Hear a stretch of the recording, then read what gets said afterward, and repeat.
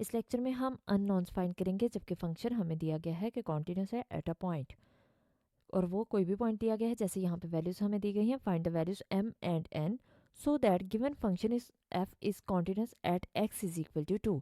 यानी हमें वैल्यू क्या दी गई है, x इज इक्वल टू 2 पे ये फंक्शन कॉन्टिन्यूस है। और फंक्शन क्या दिया गया है, f of x is equal to mx, जब यानी x लेस देन 3 होगा तो mx हम यूज़ करेंगे वैल्यू, और x इक्वल टू 3 होगा तो n यूज़ करेंगे, और x ग्रेटर देन 3 होगा तो -2 + 9 यूज़ करेंगे, -2x + 9। तो देखते हैं इसका सोल्यूशन। हमें वैल्यूज़ क्योंकि फाइंड करनी है m और n की, तो और फंक्शन क्या दिया गया है कि फंक्शन कॉन्टिन्यूस है। इसका मतलब लिमिट एग्जिस्ट करती है, क्योंकि फंक्शन कॉन्टिन्यूस है तो लिमिट एग्जिस्ट करेगी। लिमिट जब एग्जिस्ट करती है तभी फंक्शन कॉन्टिन्यूस होता है। तो इसमें हम सबसे पहले तो फंक्शन की वैल्यू पुट कर देखेंगे कि वैल्यू क्या आ रही है। f इक्वल टू 3 पे हमें वैल्यू क्या मिल रही है, n मिल रही है, तो इसलिए ये आ गया n। और f इज कॉन्टिन्यूस का मतलब क्या है कि हमारे पास जो फंक्शन की ये वैल्यू आ रही है ये इक्वल होगी इसकी लिमिट के, यानी f ऑफ 3 इक्वल होगा इसकी लिमिट के। और लिमिट लेफ्ट हैंड लिमिट क्योंकि इक्वल आएगी left hand side, left hand limit equal आएगी राइट हैंड लिमिट के। तो ये रिजल्ट हम यूज़ करेंगे। अब इसके लिए हम लेफ्ट हैंड लिमिट यूज़ करेंगे, लेफ्ट हैंड लिमिट फाइंड करेंगे।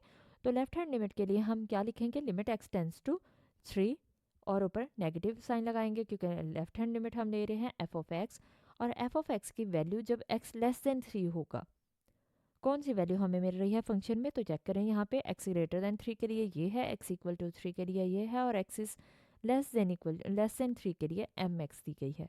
तो इसका मतलब हम यहाँ पे f ऑफ x की जगह mx यूज़ करेंगे। अब हम x की जगह इसकी वैल्यू पुट कर देते हैं, तो x की वैल्यू कितनी है, 3। अब हमने ये स्टेप मैंने आपके लिए रिपीट कर दिया है, तो x की जगह 3 पुट कर दिया, तो इसकी वैल्यू कितनी आ गई, 3m। यानी लेफ्ट हैंड लिमिट का आंसर क्या आया, 3m। अब हम राइट हैंड लिमिट ले लेते हैं। तो राइट हैंड लिमिट के लिए क्या करेंगे, जब x ग्रेटर देन 3 है तो हमें दिया गया है, वैल्यू क्या दी गई है, -2x + 9। x की वैल्यू पुट करेंगे और ये positive sign right hand limit को रिप्रेजेंट कर रहा है। तो x की जगह हम 3 पुट कर देंगे, और -2 इंटू 3 कितना होता है, -6 + 9 आ जाएगा। और 6 - 9 कितना, 9 -6 + 9 कितना होगा, 3 आ जाएगा। राइट हैंड लिमिट का आंसर हमें कितना मिला, 3। क्योंकि हम जानते हैं कि फंक्शन कॉन्टिन्यूस है, तो इसलिए इसकी फंक्शन इक्वल होगा लिमिट्स के, और इसकी लिमिट के, क्योंकि लिमिट एग्जिस्ट करेगी। और लिमिट क्या होगी, लेफ्ट हैंड लिमिट इक्वल होगी राइट हैंड लिमिट के, और ये इक्वल किसके होगी, f ऑफ 3 के, यानी फंक्शन की जो वैल्यू होगी, क्योंकि फंक्शन कॉन्टिन्यूस है। ये तीनों रिजल्ट्स हमें मिले किससे, क्योंकि फंक्शन कॉन्टिन्यूस है, इसलिए लिमिट इक्वल होगी फंक्शन की वैल्यू के। और लिमिट का कब एग्जिस्ट करती है, जब लेफ्ट हैंड लिमिट और राइट हैंड लिमिट इक्वल आ जाती हैं। तो इसलिए लिमिट की जगह हमने लेफ्ट हैंड लिमिट और राइट हैंड लिमिट को इक्वल रखा। अब हम इन तीनों की वैल्यूज पुट कर देते हैं।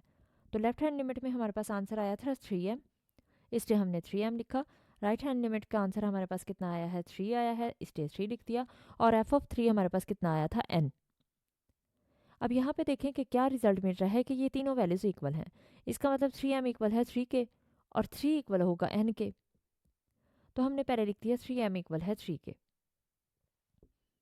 और नेक्स्ट देखिए कि n 3 इक्वल होगा n के। यहाँ पे तो क्लियर इसकी वैल्यू आ गई कि n इक्वल है 3 के, या हम इसको सीधा करके भी लिख सकते हैं। और m इक्वल आ गया, ये 3 इधर मल्टीप्लाई हो रहा है, दूसरी साइड पे इक्वल के जाएगा तो क्या हो जाएगा, डिनोमिनेटर में आ जाएगा, तो 3 डिवाइडेड बाय 3 आ जाएगा।